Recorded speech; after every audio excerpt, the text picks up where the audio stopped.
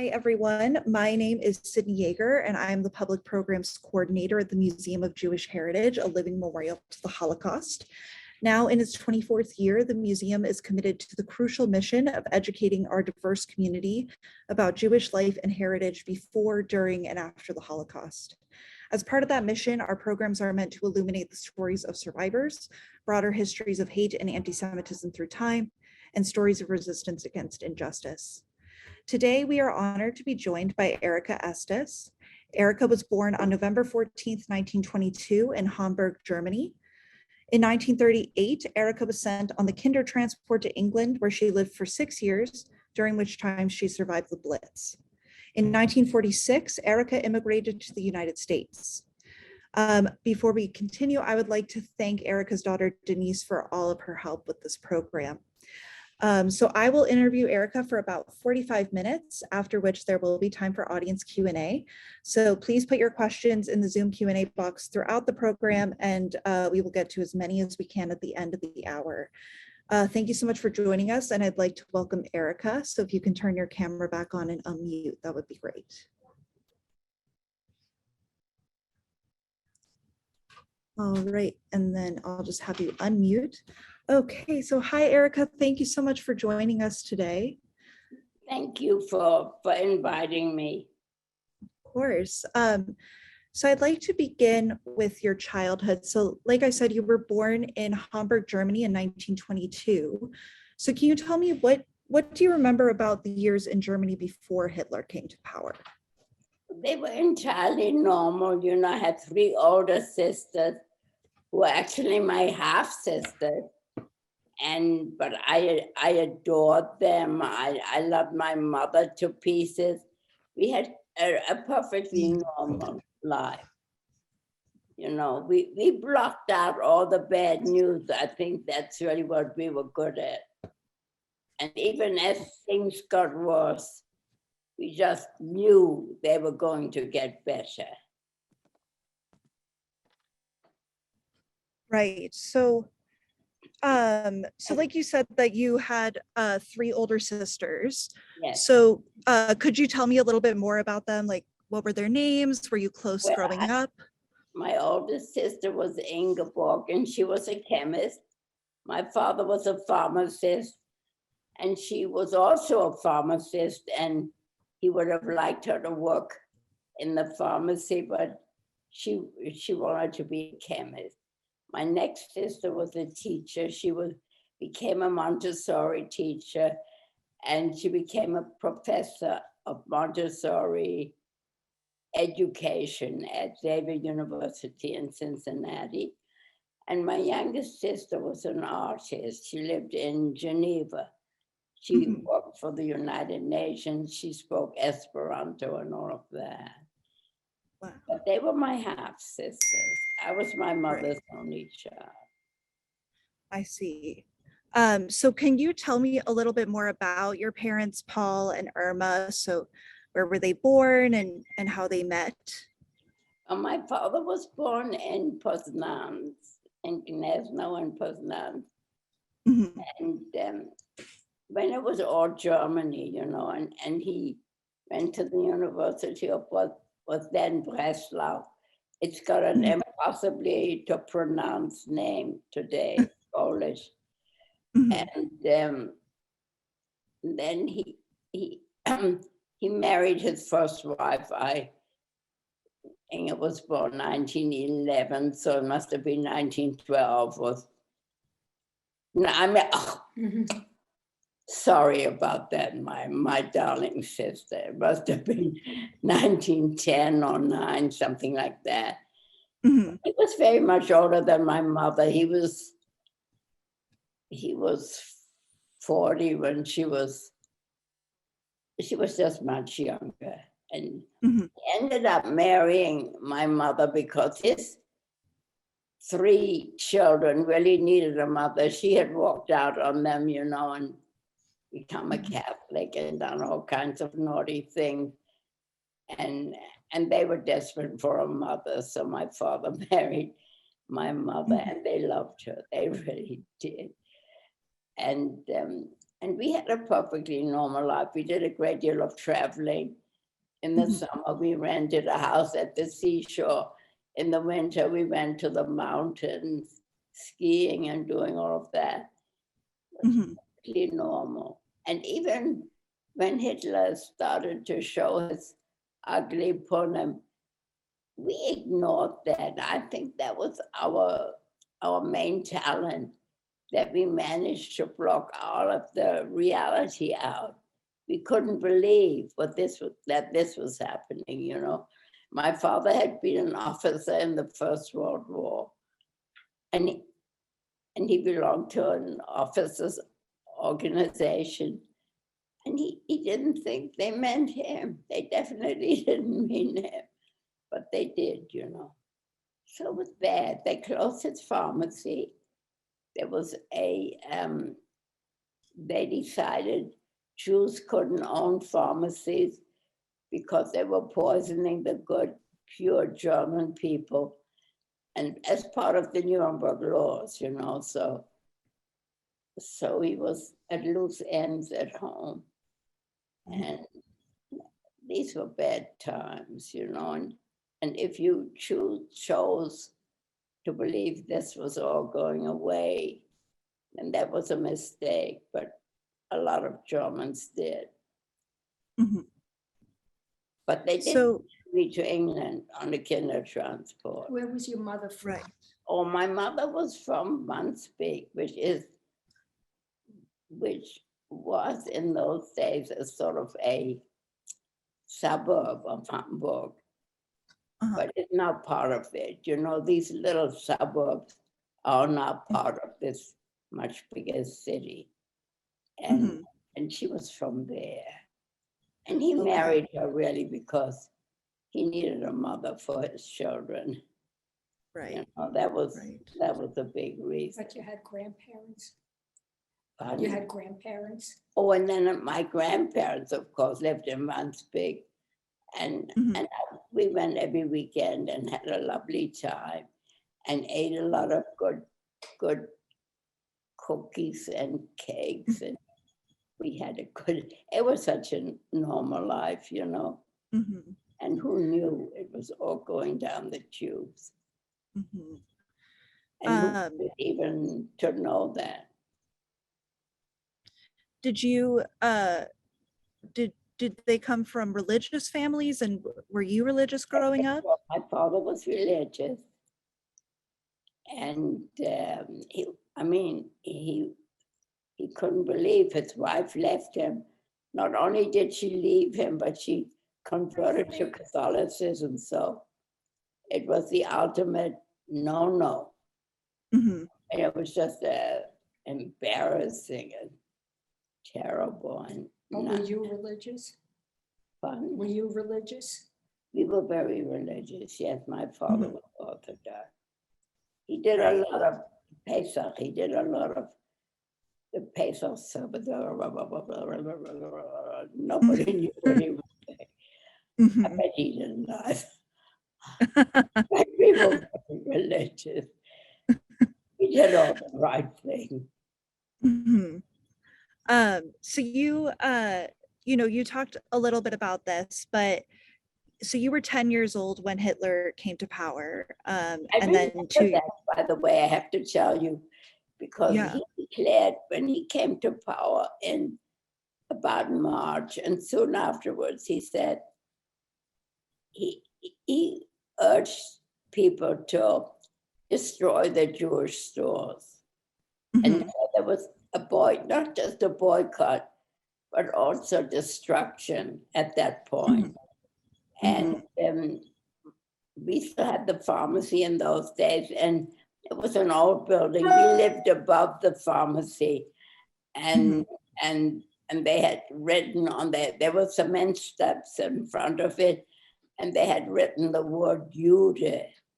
And I think what they wanted to do was mark the Jewish store so people wouldn't go there anymore.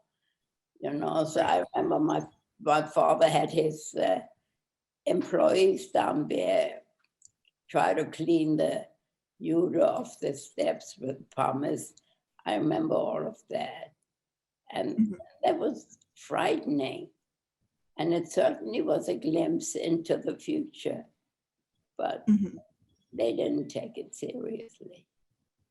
Were his employees Jewish as well, or did he No. have non-Jewish They employees? really were non-Jewish. Oh, okay. Pretty much think one of them was Swiss. No, they weren't Jewish. Okay.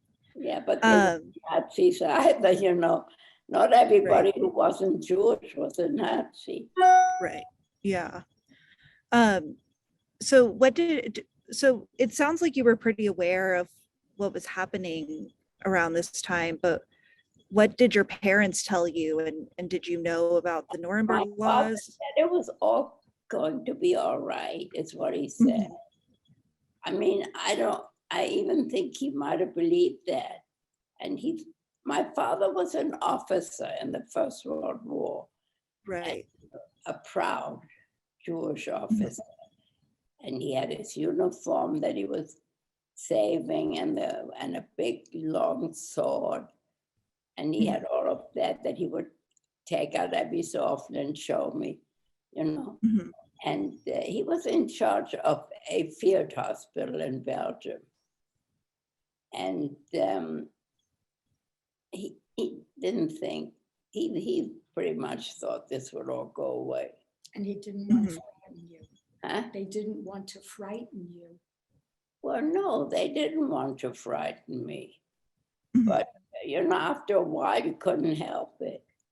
You know, they used to, the Hitler Youth, the kids used to run after me, and they had this thing that they said, Jude ist sich Lebertran, hat geschissen, excuse the expression, Marzipan. Marzipan ist ungesund, Jude ist ein Schweinehund. And that's what they used to say. We walked down the street and they walked behind us, saying these really darling words. Mhm. But we were sure this can't last. This is Right. such a nice country. It's all going to be all right. You know. And were sorry, go ahead. No, you go ahead. Were your sisters at boarding school at this point in Switzerland and Paris, or were they still at home with you? My sisters? Mhm. Were they at boarding school, or were they still at home? No, they were so much older than me, Mhm. and they were all in university. Oh, I see. My youngest sister was in Geneva studying Okay. Esperanto. She actually worked for the United Nations. Right. And then my oldest sister Mhm. was in Zurich, where she was studying chemistry. And then my middle sister was in France, where she was studying Montessori education. So they were not in Germany anymore, you know, early on, Mhm. because they were in university. Right. Right. My father made sure they weren't in Germany. Mhm. I was the only one left. And I was never supposed to leave because I was the baby. Right. So you know, you were not supposed to leave them, but they were making plans for your family to leave Germany. So I know that they applied for a visa and thought about maybe escaping over the border into France. But were you let in on these plans, or is that something you learned No, about later? but I do know that they applied for a visa. We actually had a visa for America, but you used to get a number. Mhm. And we had such a late number, it was never going to show up. This is how they got you. They really didn't want us, let's face it. They didn't want us in America. They didn't want Jews anywhere. Yeah. And Right. we were lucky the British arranged the Kindertransport. And I could get out of Germany by myself, no parents. Yeah. Before we get to the Kindertransport, though, I do want to ask you, because in 1938, during Kristallnacht, you were still in Hamburg.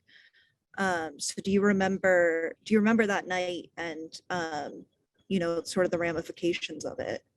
I remember that very well because my birthday is November the 22nd, Mhm, and I was turning 16 that year, wasn't mhm, 14th, November 14th. On November 14th, I was turning 16. And my mother said I could have a very beautiful store-bought dress. mhm, We had a seamstress who made all my dresses, and mhm, it wasn't pretty. So she said I was old enough now I could go to a fancy store and she would buy me a nice dress. And so we mhm, went into the city mhm. and she bought me a really beautiful dress. I still have that. It's not beautiful anymore, but you save stuff. I don't know why. Mhm. But while we were in town that day, Mhm. and I remember it was Kristallnacht was November 9th or 10th, and we were in town. They were hawking newspapers saying, Jew kills German.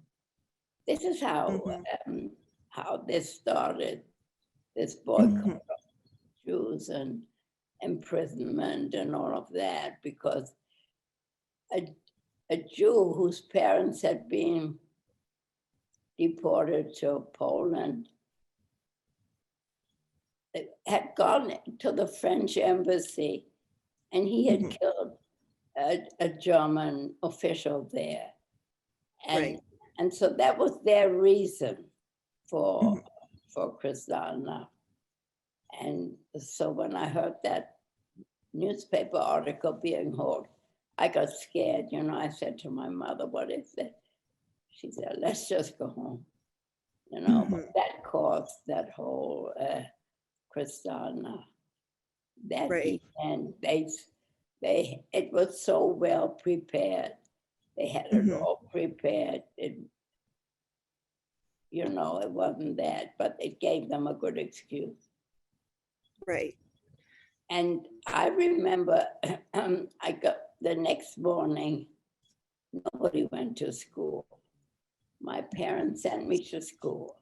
They were the Mhm. only one. I went to a Jewish school. Mhm. And I took my bicycle, and the streets were quiet, totally quiet. Mhm. And I rode past our synagogue, and I saw that it had been partially destroyed. We had gorgeous, beautiful building with stained glass windows, and they had been broken. The doors were hanging on their hinges. And I thought, oh, isn't that a shame? They must have had a fire or something. I Mhm. didn't know anything. My parents would never tell me anything. I was so Right. protected. Mhm. And then I rode to school and I tried to get into the courtyard where we always lined up, but Mhm. the doors were locked.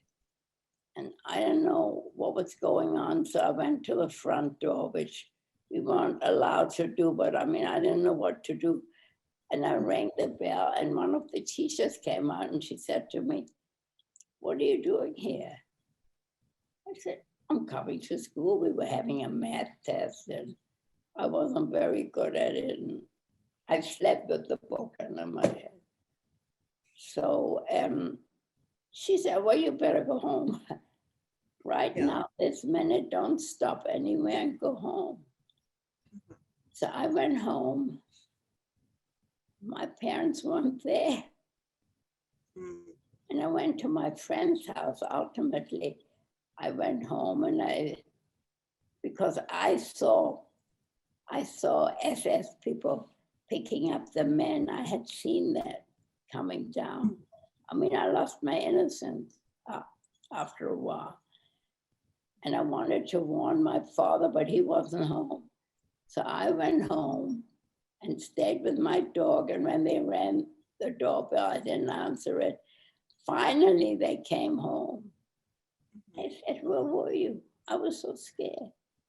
My father said he had a sword on his uniform.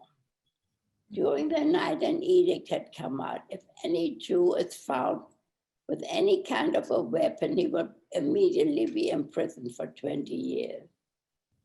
And he had this weapon. I mean, you couldn't cut butter with that sword. So anyway, so he took this is a crazy story, but just to show you how crazy people were. He took his sword, he wrapped it in newspaper, and he and my mother sent me to school. They didn't want me to be home if somebody came to the house or anything. They took a taxi and they took it to the police department, to the police station. And my father's walking in with this sword wrapped in newspaper. And he met a policeman whom he knew and whom he had befriended. And he said to him, "What are you doing here?" He said, "Well, I'm delivering my sword." And the policeman said to him, "You have to be crazy to be doing that. Take the effing so-and-so sword and throw it in the bushes in the park and go home and stay there." That's what he did with his sword. He threw it in the bushes and went home. Wow. Did you go to look for the sword? Well, first time we went back to Hamburg, I sent my kids to the park to see if they could find it. Yeah. But I mean, doesn't that show you how people just weren't living in this world? They didn't get it. They really did. Right. You were law. So, oh, sorry. What was that?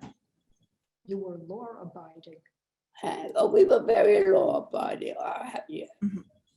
Yeah.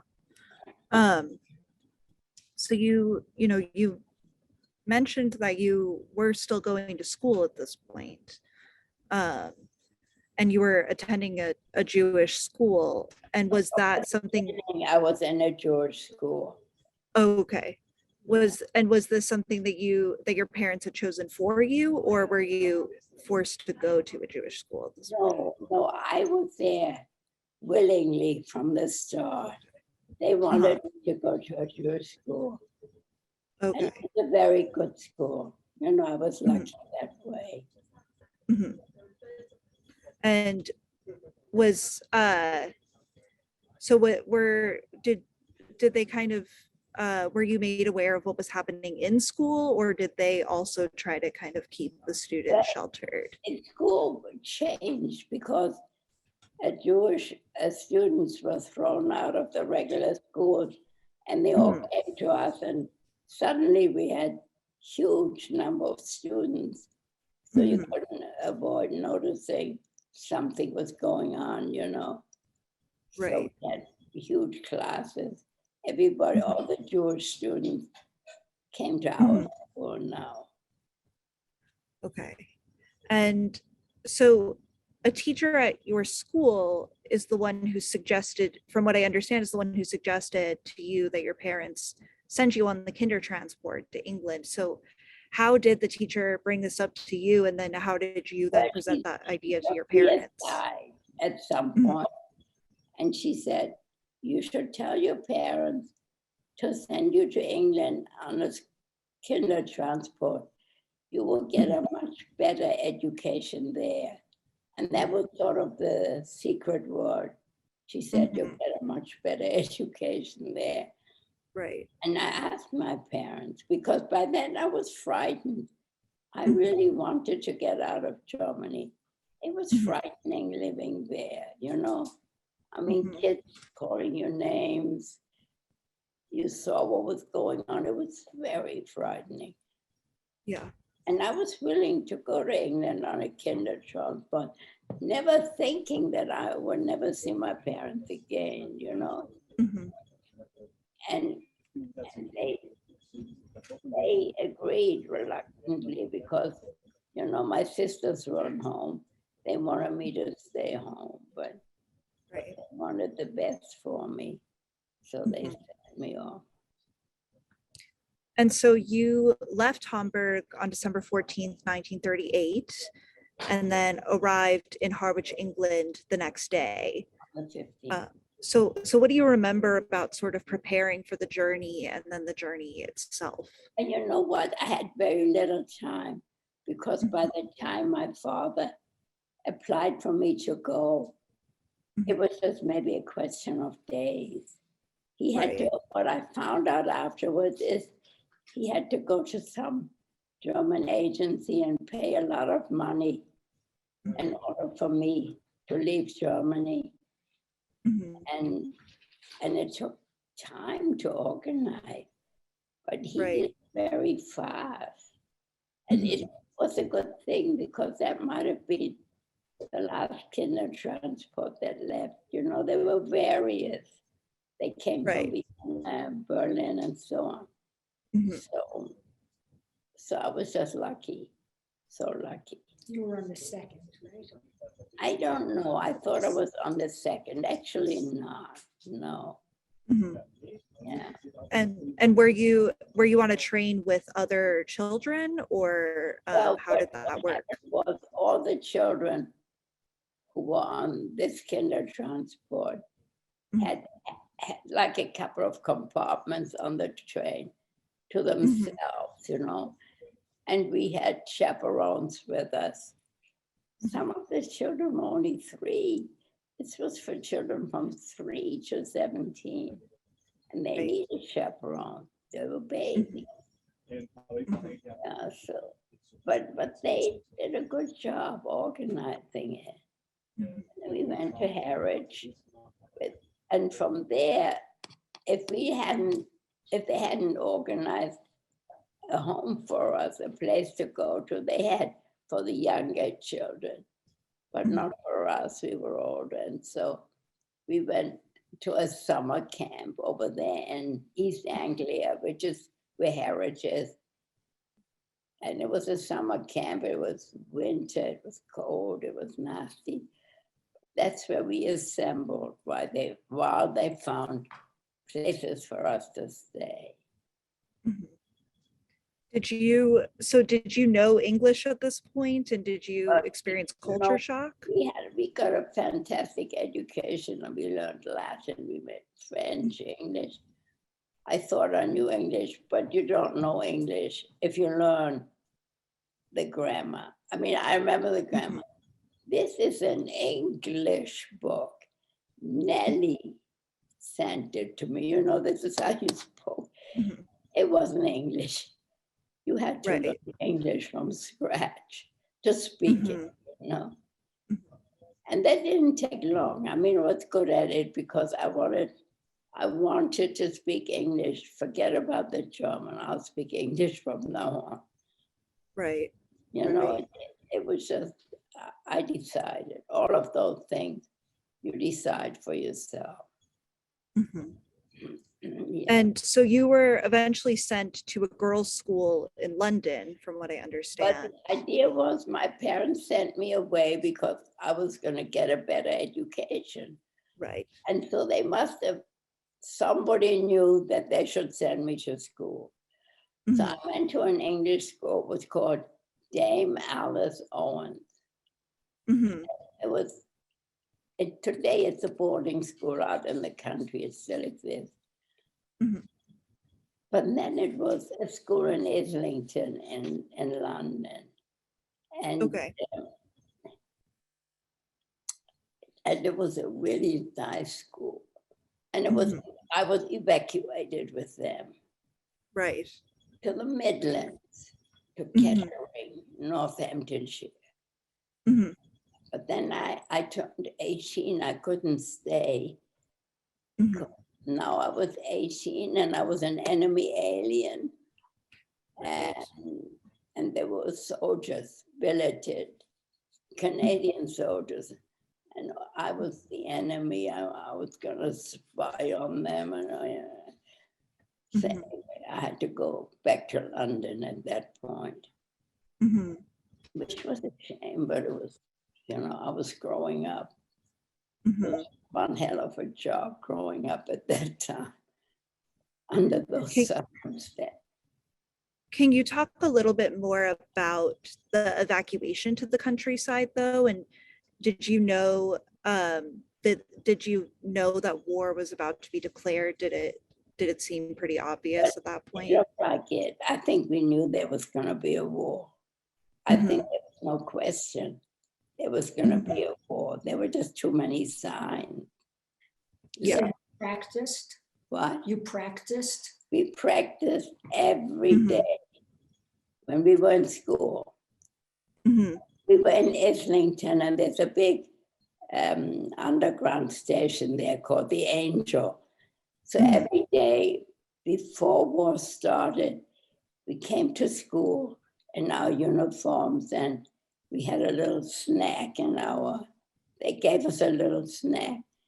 And then every day we practiced going to the station, because the idea was if war breaks out, we would be evacuated and we would go to this station, and they would send us out of London to wherever, they didn't say. But, and they did send us out of London. With your gas mask? With our gas mask, yes. We had a little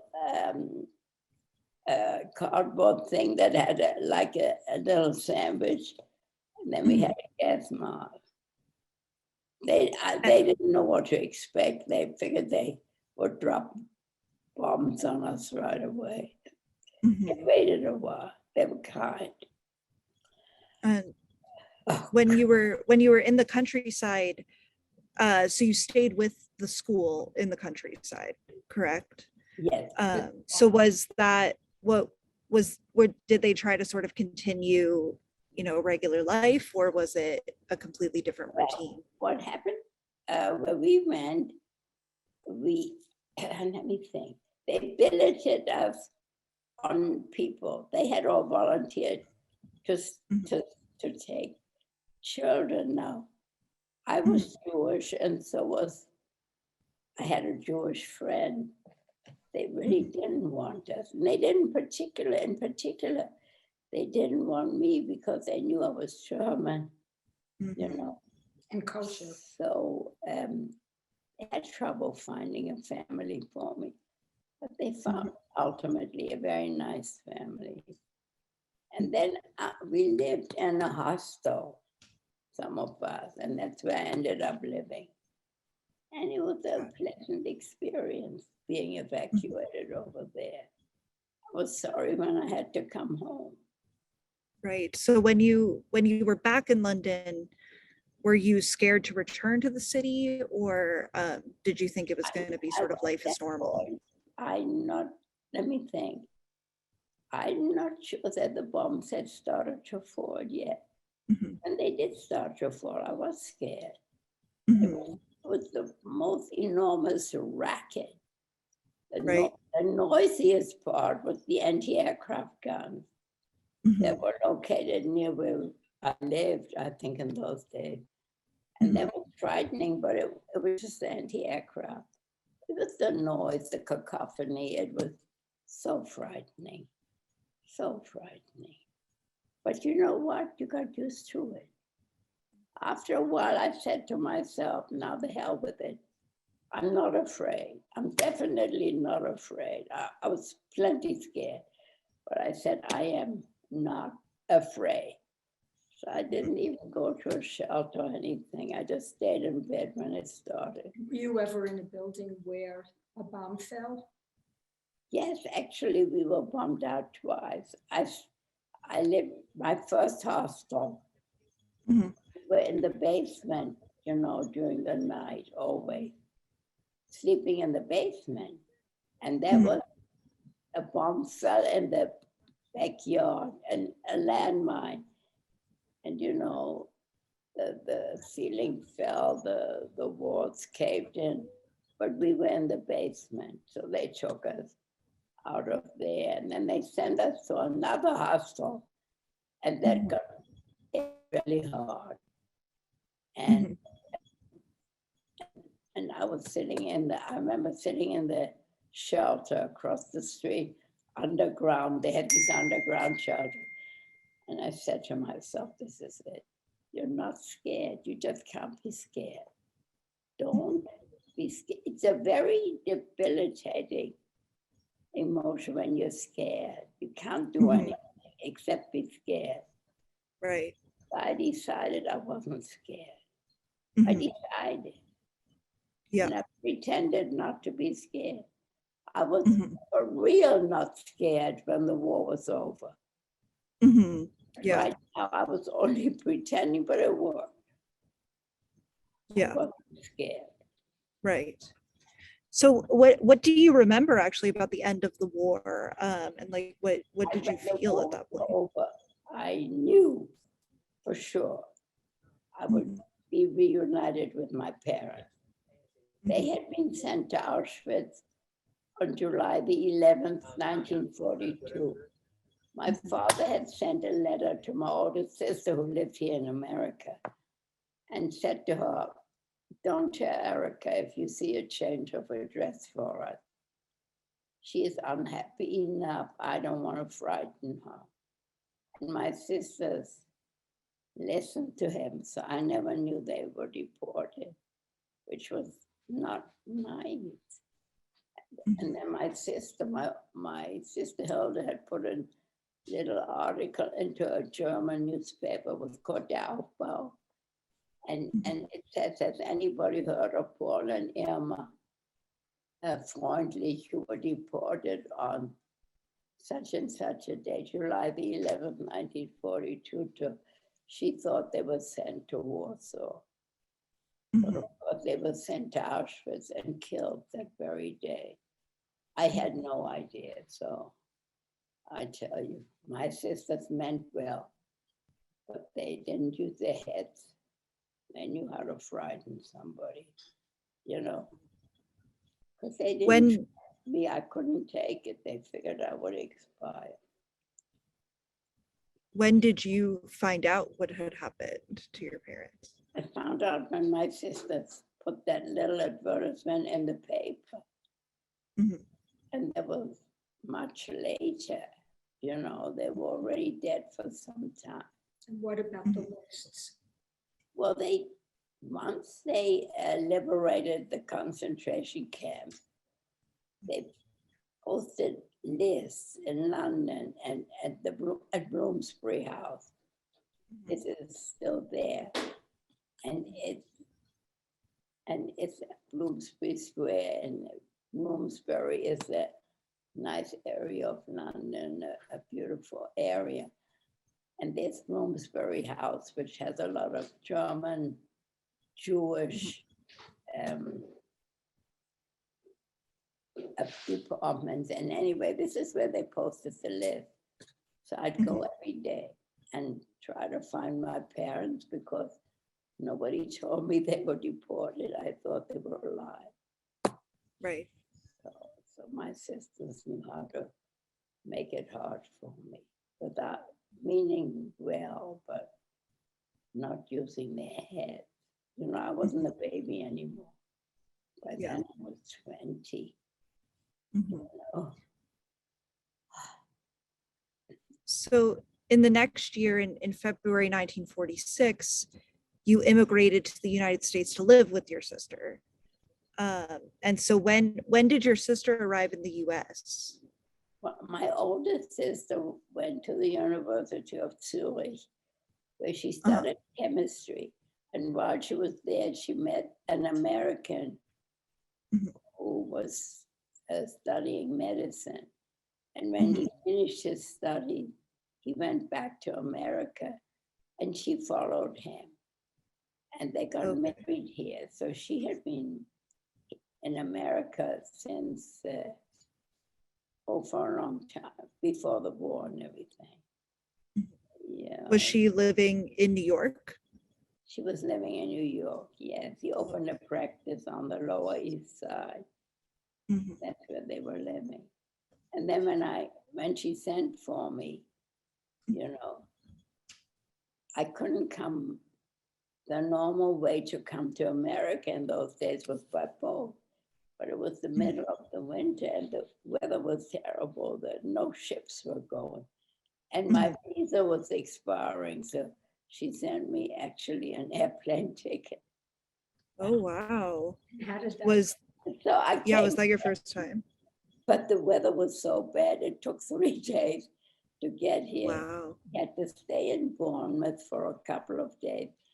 From Mhm. there, we went to Shannon in England and had to stay there.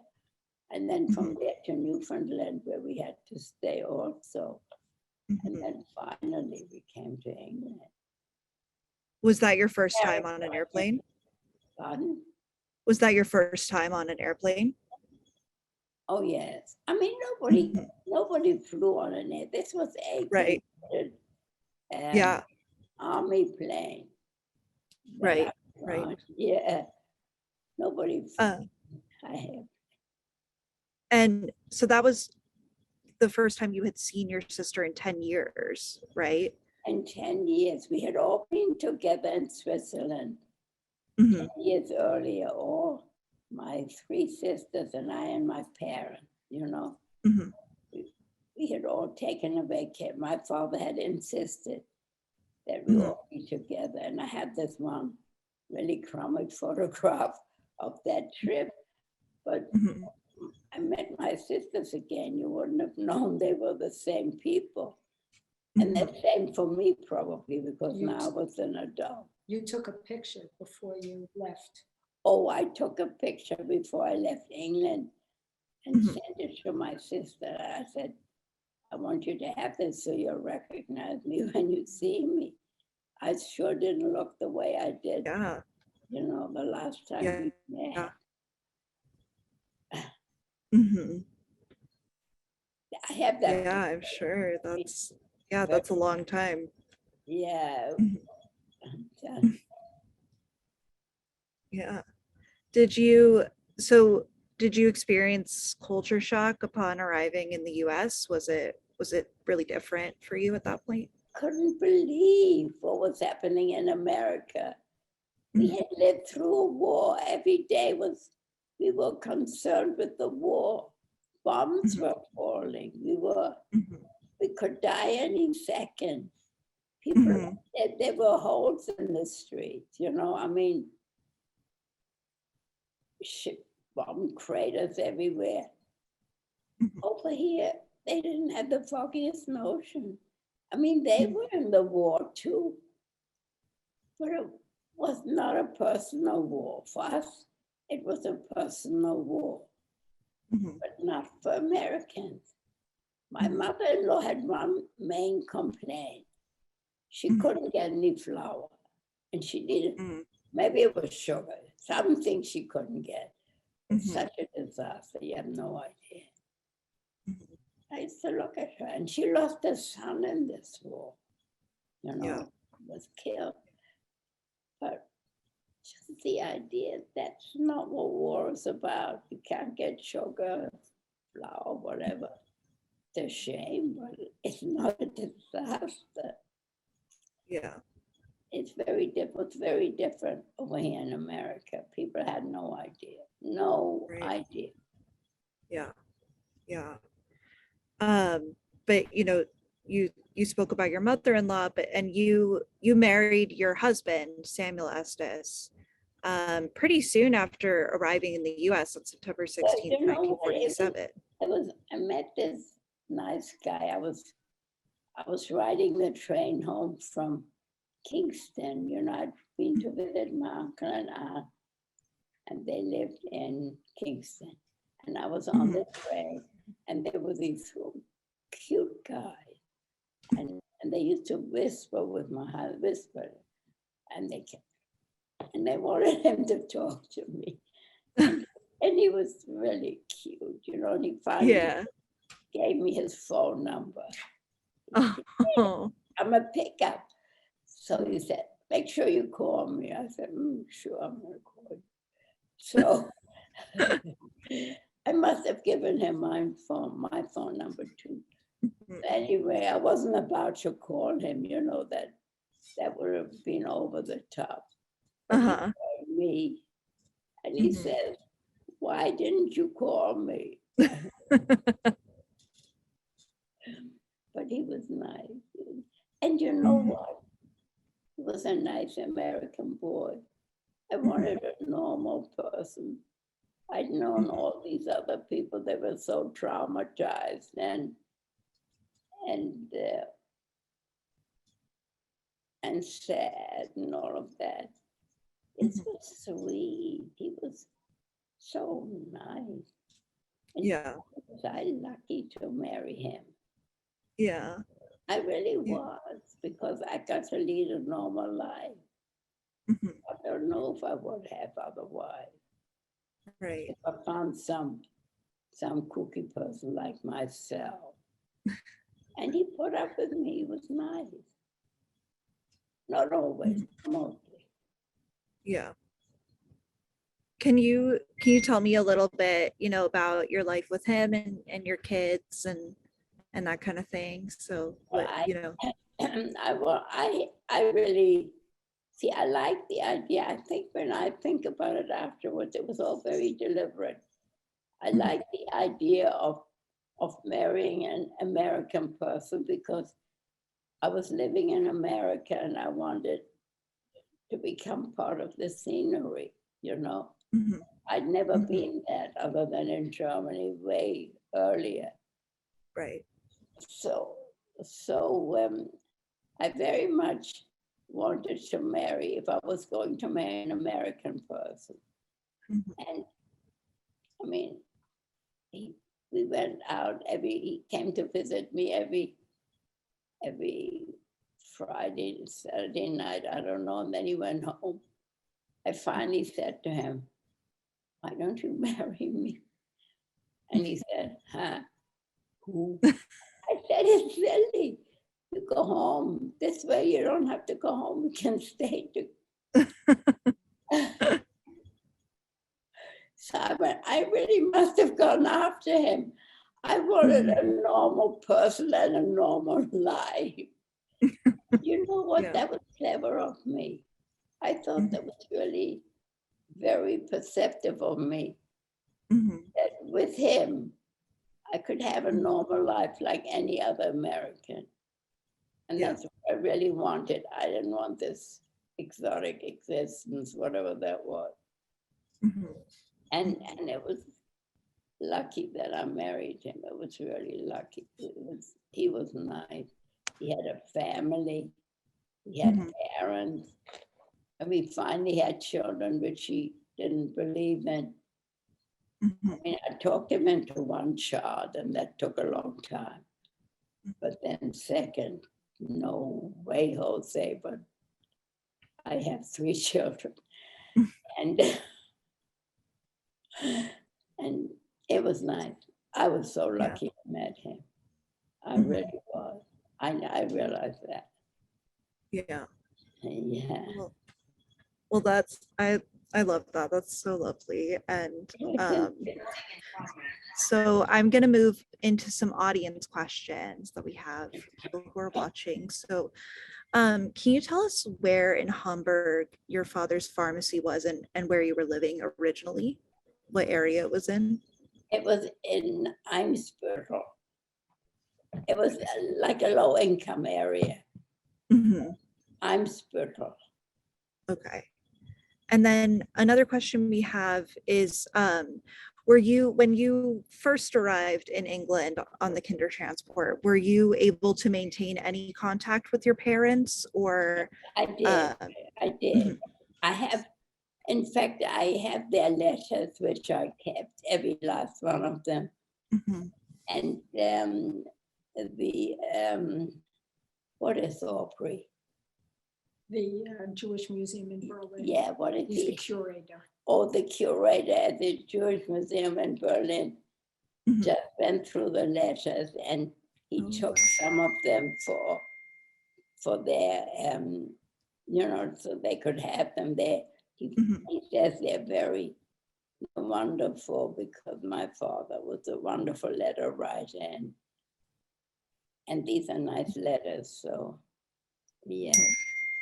Yeah.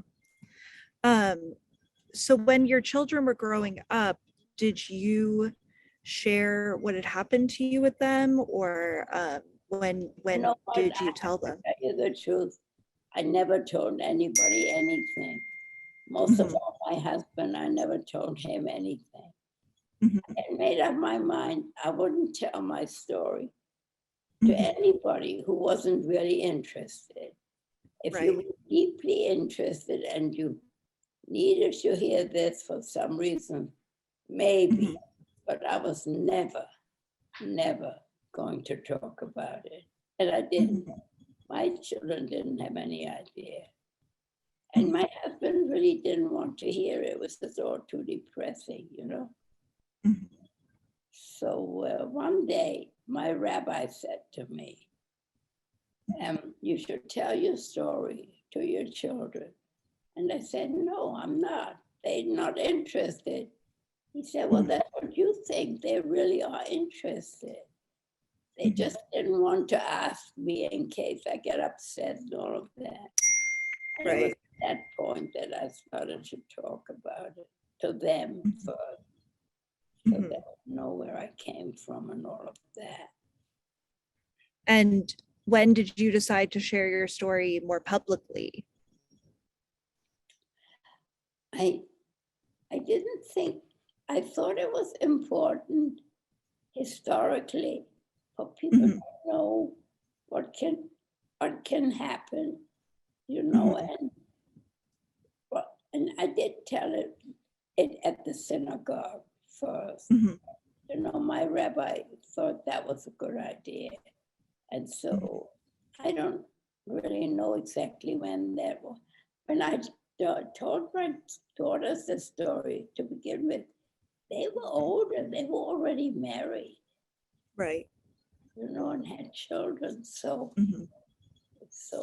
it was very late. I had no intention really of ever Yeah. talking about it. Mhm. And I know you mentioned this briefly before, but you said that you had returned to Hamburg at some point in your adult life.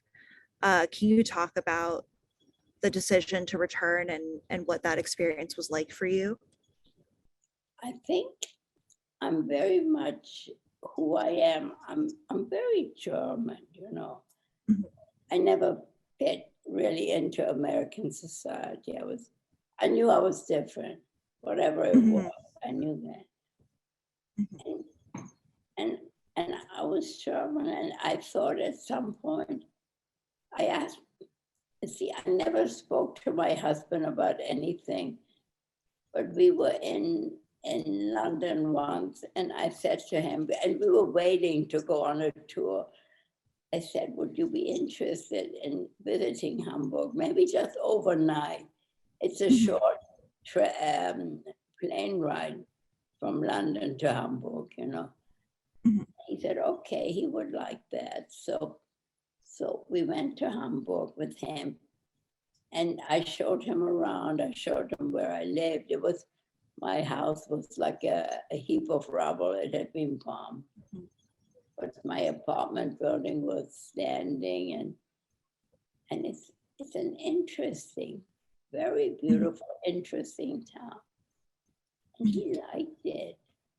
Yeah. He really was happy to see it. Mhm. And that sort of started me, you know, Mhm. maybe if he liked it, maybe people wanted to hear about my story. Well, what about the other trips and the people you've met? When you met Miriam and the other people you've met, the other German people you've met? Well, I met a lot of nice German people, believe it or not. I'm even a German citizen. Mhm. I became a German citizen. Yeah, You know, it's amazing. I didn't mind. We had Trump. I was going to go there. Yeah. Anyway, Yeah. And so we have time for a couple more questions. But I do want to ask, how did the war and your experiences sort of influence your relationship with Judaism? Did it sort of change how you practiced or anything like that? say that again. I don't understand. Like, how did the war and your experiences change your relationship with Judaism and your sort of religious outlook? I'm I'm first and foremost a Jew. I show it. I want everybody to know I'm a Jew. I don't care. I once belonged to a discussion group, and I think in Charlottesville there was an anti-Semitic activity, and everybody became very nervous. Anti-Semitism is raising its ugly head over here in America. And I said, listen, guys, I don't care. They don't have to love us. They just shouldn't kill us, that's all. They don't have to love us. Maybe we're not lovable, who knows? Don't love me, just don't kill me. So that's all I care about. And I'm a proud Jew. That's what I really am. You want to know what I am? I'm wearing this thing around my neck. And then I think to finish out, I just want to ask, what do you hope people take from your story and from listening to you tell your story? Well, I think they need to hear this story because things can happen all over again. You need to be vigilant. You really need to be vigilant and make sure that this anti-Semitism doesn't raise its ugly head. If it does, you need to fight it. You can. You really, really can. At this point, you can fight all of that. And you have to be vigilant and courageous and face up to what's out there and be proud of who you are. I'm a proud Jew. Yeah. I don't care what you think. I'm a proud Jew. Well, that is amazing. And Erika, I want to say thank you so much for sharing your story with us. It has truly been a pleasure to get to speak with you. And I so appreciate you spending your time with us. And I also want to say thank you to Denise as well. And I just thank you so much. It has been honestly such a pleasure to get to speak with you. And I really appreciate it. Okay. Yeah. And I also want to thank everyone who joined us today out there and thank you for your questions. And I also want to say that everything we do at the museum is made possible through donor support. So to those of you watching, we hope you'll consider making a donation to support the museum or becoming a member and joining us for our upcoming programs, which you can check out on our website. And I want to say have a great afternoon and thank you again to Erika and thank you again to all of you for joining us. You're welcome. Thank you. Have a great afternoon.